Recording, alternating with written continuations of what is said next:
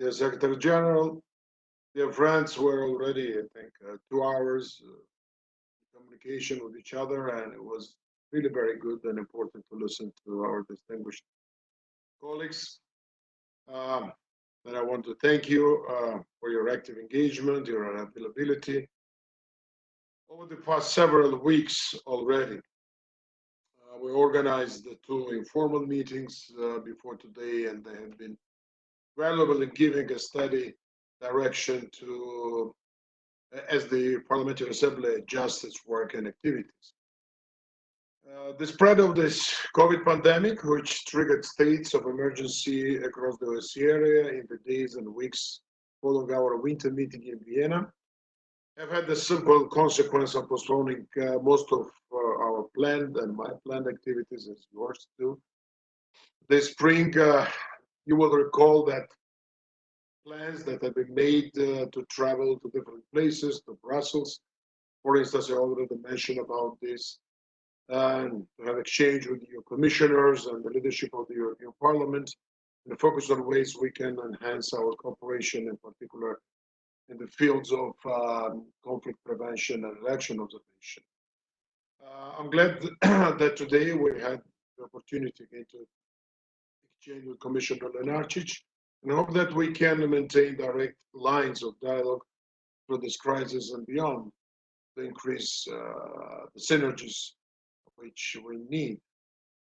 In Brussels, I was also scheduled to participate in a meeting of European Parliament's Foreign Affairs Committee to exchange the power of parliamentary diplomacy and exercise reminiscent of the on the one US Helsinki Commission organized last February. And once again, I'd like to thank our American friends.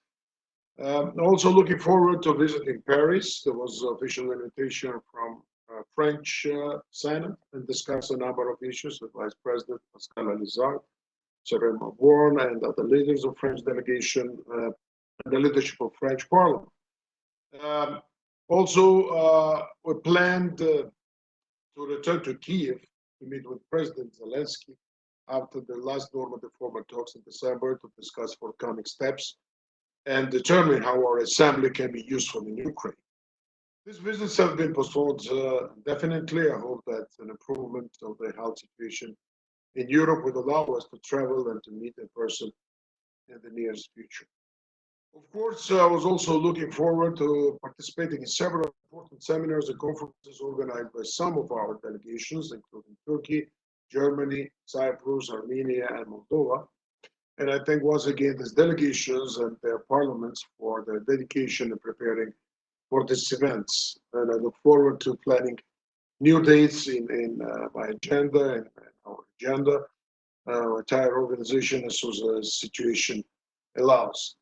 In spite of this unprecedented challenge, I would like to thank you and many of our members for their continuing engagement. And I've been directly in touch with many of you through electronic means and Roberto, and I have frequently exchanged on the implications of this pandemic on our activities.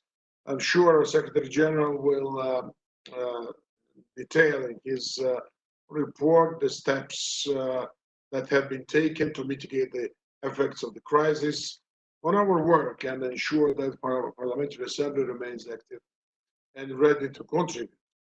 I will share with you some details about my official online activities. Recently, we sent a letter to the Director General of the WHO on World Health Day to recognize the work that has been undertaken and how the countries fight back against the pandemic. And I noted that this moment in history also offers an opportunity for our countries to reassess the state of our healthcare systems and services, and the parliamentarians are essential partners to make our health systems more resilient. I also stress the importance of bringing help to those suffering in conflict zones and refugee camps. That we're repeating maybe many times, but this let's say big group of people in different countries, they need help more maybe than some others. Following our last informal bureau meeting, Roberto and I also co-signed a letter informing the UN Secretary General that we had endorsed his call for a global ceasefire to help contain the spread of COVID-19. We underlined the need to put aside political differences to foster greater international cooperation for a global response. It is in the spirit that we issued 10 days ago a joint statement with presidents of NATO Parliamentary Assembly and the Parliamentary Assembly of the Council of Europe. And I think it was an important joint effort. We highlighted that close coordination with parliaments, national and international level, is necessary to promote democratic, effective, and coherent policy responses and to address citizens' concerns. As I already stressed, and was also op-ed published by Euronews, our parliaments play an essential role as guardians of democratic values, and it was today mentioned many times by our partners. So it's important for the processes are going on, the fundamental freedoms to keep, to ensure those freedoms, and will help to enhance public confidence. It is therefore important that parliaments continue to function as normally as possible. Now in the coming months to ensure that emergency measures are implemented properly and the restrictions of freedoms are proportionate and temporary, and that the economic relief funds are disbursed when they are needed, and that security and stability are upheld. So I think we are all in the middle of this process, as far as many countries already started to come back to, let's say, semi-normal life. I want to thank Bureau members and our Secretariat and Secretary General with the help of our staff in Copenhagen, from Vienna, for being very active in the media and publishing opinion pieces. And it's important that the PA remains vocal and sends the appropriate messages to support public health measures, economic recovery, and safeguard human rights in these times, as I said already.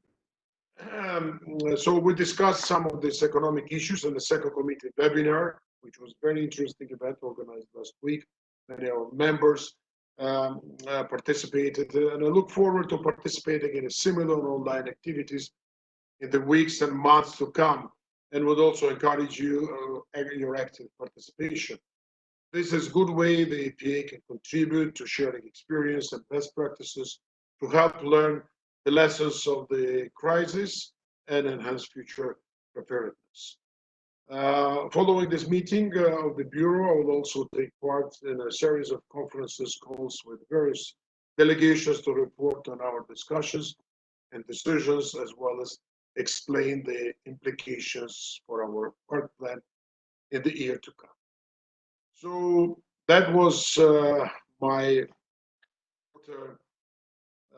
let's say version of my presentation, and thank you very much for your patience and active participation.